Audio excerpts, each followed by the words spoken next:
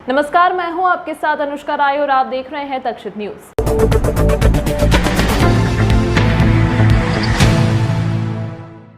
भगवा ऑटो चालक संघ के लगभग 10,000 सदस्यों ने अपनी मांगों को लेकर ऑटो रिक्शा के चक्के जाम कर दिए और जमकर विरोध प्रदर्शन किया।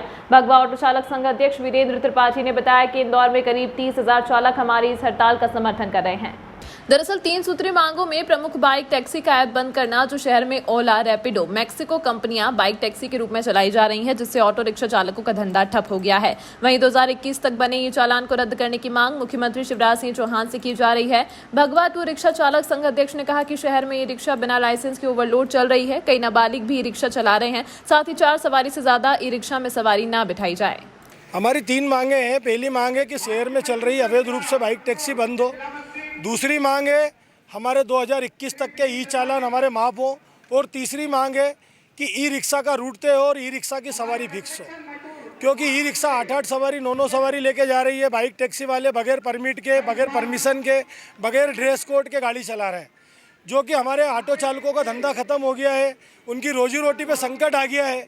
अब ऐसे में ऑटो चालक क्या करेगा, कैसे अपना परिवार चलाएगा, कैसे अपना जीवन जिएगा। इन सब मांगों को लेकर के आज हमने हड़ताल धरना प्रदर्शन किया है। हमारी हड़ताल तो एक दिन ही है, लेकिन अगर हमारी बात शासन प्रशासन नहीं मानता है तो हम उग्र आंदोलन भी कर सकते हैं।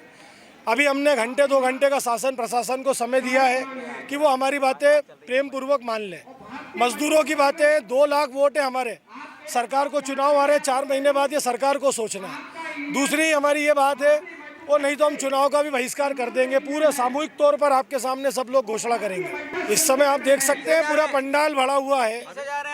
30,000 ऑटो चालक हैं और यहाँ पर कम से कम 10,000 से ऊपर लोग इकट्ठा हो चुके हैं।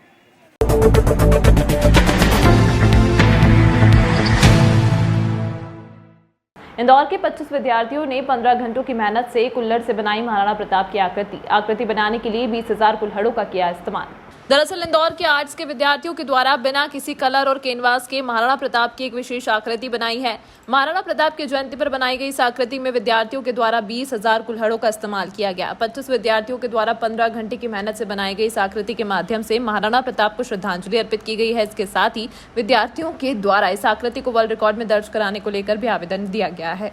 राष्ट्र का गौरव, समरसता का प्रतीक और ऐसा वीर योद्धा जिसने गुलामी का घी खाने से बेहतर घास की रोटी खाकर अपने स्वाभिमान को जिंदा रखा, ऐसे वीर महाराणा प्रताप जी की आज जन्म जयंती का अवसर पर आज यहाँ पर हमने आर्ट गैलरी इंदौर के माध्यम से और हम सबके परिश्रम के माध्यम से यहाँ पर 20,000 कुल्हड़ों से महाराणा प्रताप जी की विशाल आकृति का निर्माण किया। ये आकृति लगभग 15 घंटे में पूर्ण हुई है और इस आकृति के माध्यम से हम यहाँ पर आने वाले यूथ को बताना चाहते हैं कि महाराणा प्रताप की गौरव गाथा उनको बताना चाहेंगे कि उनके जीवन में किस तरह से उन्होंने सिर्फ मुगलों से युद्ध ही नहीं लड़ा बल्कि समाज को एक करने का काम भी करा। ये आकृति यहाँ पर 2 से 3 दिन रहने वाली है। यहाँ पर पूरी आर्ट गैलरी इंदौर की पूरी टीम ने पूरे सहयोग से पूरी रात भर मेहनत करके ये इस तरह की आकृति का निर्माण करा है और इस आकृति को हमने विश्व रिकॉर्ड के लिए भी जो इस तरह की जो संस्थाएं काम करती है, लंदन से संस्था का जो यहाँ पर जो कार्यालय है वहाँ से भी यहाँ पर निरीक्षण करने के लिए लोग आ रहे हैं।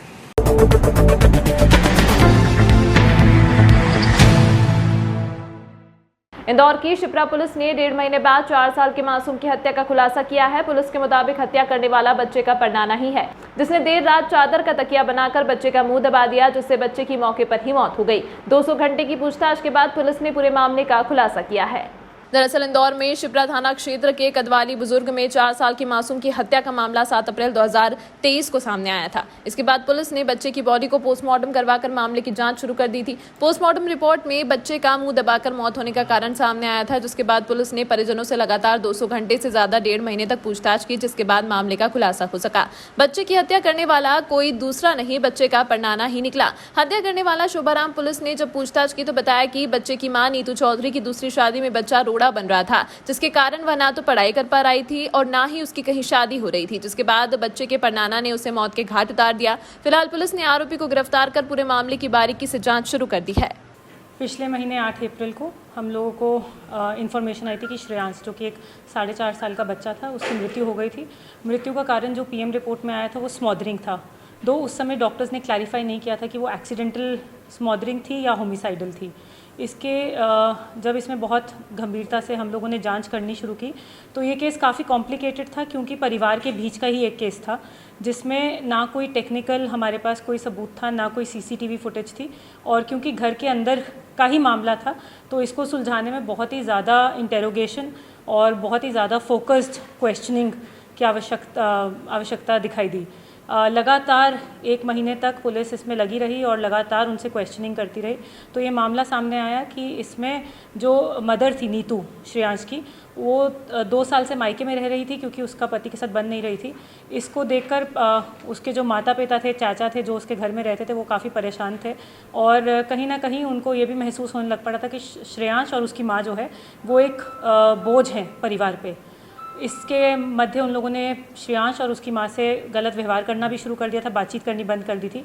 ये देखकर उसके जो परनाना थे श्रेयांश के, वो काफ़ी दुखी होते थे और उनको ये लगा कि ये जो श्रेयांश है यही सभी प्रॉब्लम की जड़ है। अगर श्रेयांश नहीं रहेगा तो माता की कहीं नीतू की, जो क्योंकि 24 साल की लड़की थी, नीतू का कहीं विवाह भी और हो पाएगा और श्रेयांश अगर रहता है तो वो ज़मीन में आगे जाके हिस्सा भी मांगेगा। इसी को सोचते हुए उन्होंने, नीतू ने जब रात को बच्चे को सुलाने के लिए 10:30 बजे, जैसे कि लगातार वो अपने परनाना के साथ ही सोता था, उसके परनाना के पास वो छोड़ के गई रात को 10:30 बजे। 1.5 घंटे बाद जब वो उठे और बच्चा रोया थोड़ा वॉशरूम जाने के लिए, तो उनके बाद उनको लगा कि इसको अब ख़त्म करना ही उचित है और यही सही रास्ता है, जड़ से पूरी समस्या जो है वो ख़त्म हो जाएगी। तो उन्होंने जो अपनी चादर लेते थे, जिसको ओढ़ते थे, उसी को इकट्ठा करके बच्चे के मुंह पे दबा दिया और जिससे बच्चे की सांस रुक गई और बच्चे की मृत्यु हो गई।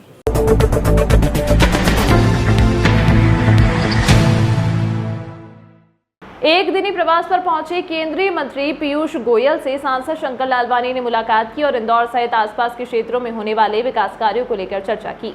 सांसद शंकर लालवानी का कहना है कि केंद्रीय मंत्री पीयूष गोयल से इंदौर के आसपास के क्षेत्रों में एक टाउनशिप को डेवलप करने के लिए चर्चा हुई थी, जिसमें रेजिडेंशियल, कमर्शियल और इंडस्ट्रियल डेवलपमेंट को साथ में रखा जाए, जिसको लेकर स्थानीय स्तर पर और राज्य सरकार के द्वारा एक प्रस्ताव बनाकर भेजा जाएगा और अगर ये प्रस्ताव स्वीकृत होकर अपना साकार रूप लेता है तो एक नया शहर बसने की और यह पहला कदम होगा। मंत्री पीयूष गोयल जी एक पास के क्षेत्र के कार्यक्रम में धार में टेक्सटाइल पार्क को लेकर भूमि पूजन करने आए। एक बहुत बड़ी सौगात माननीय प्रधानमंत्री जी ने दी इस क्षेत्र को। 1000 करोड़ की ये लागत से जो पार्क बनेगा उसमें 2 लाख लोगों का रोजगार मिलेगा।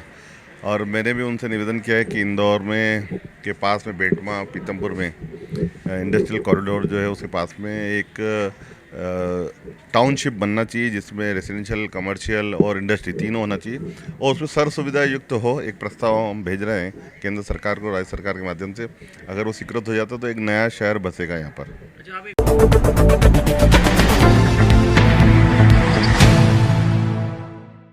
इंदौर नगर निगम आयुक्त ने सिंगल यूज प्लास्टिक का प्रयोग करने वालों को आखिरी चेतावनी दी है। आयुक्त का कहना है कि पहले अगले सप्ताह से शहर में निगम द्वारा कुछ निर्धारित स्थानों पर पॉइंट्स बनाए जाएंगे जहां पर लोग सिंगल यूज प्लास्टिक को जमा कर सकते हैं। बावजूद इसका इस्तेमाल करने वालों पर होगी सख्त कार्रवाई।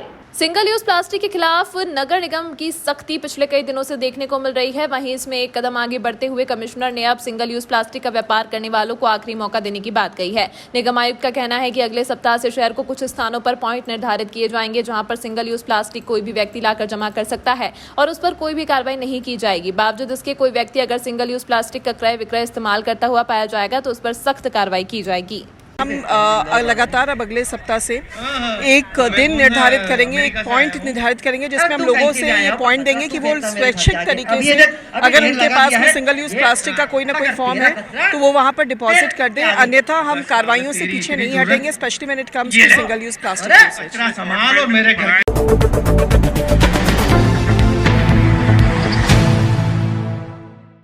इंदौर शहर में लगातार भिक्षुक मुक्त शहर बनाने का प्रयास किया जा रहा है, लेकिन उसके बावजूद भी देखा जा रहा है कि मंदिरों के बाहर और चौराहे पर कुछ लोग भिक्षावृत्ति करने के उद्देश्य से छोटे बच्चों का इस्तेमाल करते हुए नजर आ रहे हैं। उसी के चलते देखा जा रहा है कि इंदौर महापौर द्वारा पुलिस विभाग के साथ मिलकर जल्दी कार्रवाई की जाएगी। दरअसल इंदौर शहर को भिक्षुक मुक्त शहर बनाने के लिए लगातार प्रयास किए जा रहे हैं। इंदौर महापौर ने कहा कि यह एक ऐसी समस्या है जिस पर सबको मिलकर काम करना होगा। चौराहे पर जिस तरीके से एक ऑर्गेनाइज्ड रूप से एक निश्चित दिन पर जो यह लोग दिखाई दे रहे हैं, इनकी तुलना ऐसे भिक्षुकों से करना ठीक नहीं है जो वाकई में भिक्षुक हैं। उनकी क्या योजना है, वह कहां से आते हैं, कैसे आते हैं, इसकी जानकारी हमने पुलिस विभाग को दी है और जल्द ही हमें संयुक्त रूप से इस पर एक बड़ी कार्रवाई करेंगे। देखिए, ये एक ऐसी समस्या है जिसमें सबको मिलके काम करना पड़ेगा। चौराहे पर ये जिस प्रकार से ऑर्गेनाइज्ड रूप में कुछ आते हैं, जैसे किसी भी दिन मंगलवार को, शनिवार को या महिलाएं, ये इनकी तुलना वैसे भिक्षुकों से, वैसे विक्षिप्तों से करना एक तो पहली बात ठीक नहीं है। ये लोग किस योजना से आते हैं, कैसे आते हैं, इसके बारे में जानकारी हमने पुलिस विभाग को भी दी है। तो एक बार मिलकर संयुक्त रूप से कोई कार्रवाई हम ज़रूर करेंगे। तमाम महत्वपूर्ण खबरों के लिए देखते रहिए तक्षशित न्यूज़।